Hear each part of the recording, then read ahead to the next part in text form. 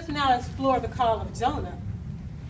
Lord God said to Jonah, the son of Amittai, "Go at once to Nineveh and cry out to the people, because their wickedness has come before me." But Jonah decided to go to Tarshish, away from the presence of the Lord. So Jonah went down to the port city Joppa, and he found a boat that was going to Tarshish. He paid his fare, he boarded, and he prepared to go to Tarshish with them, to be away from the presence of the Lord. So the Lord caused a great wind upon the sea, and he called a great storm to arise, so vast that the ship threatened to break in two.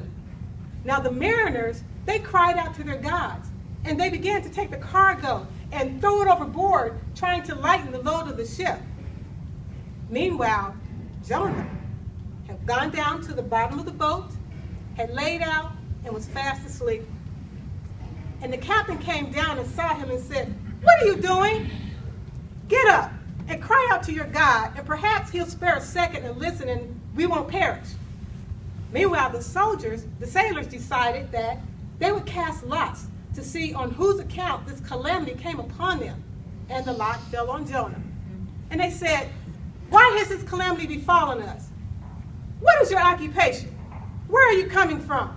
What is your country, and who are your people?" "I'm a Hebrew," Jonah said. "I worship the Lord, the God of heaven, who created the sea and the dry land."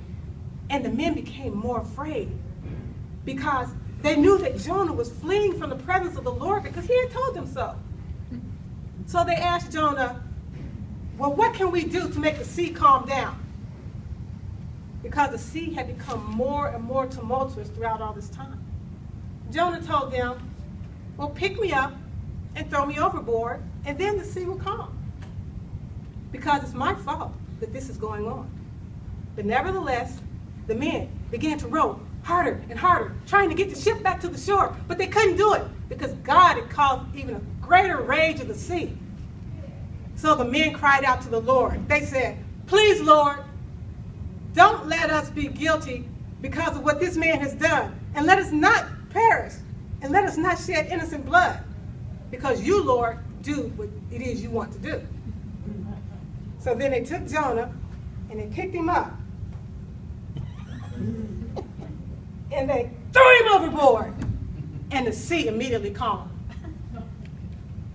The Lord allowed a huge fish to swallow up Jonah, and Jonah remained in the belly of that fish for 3 days and 3 nights.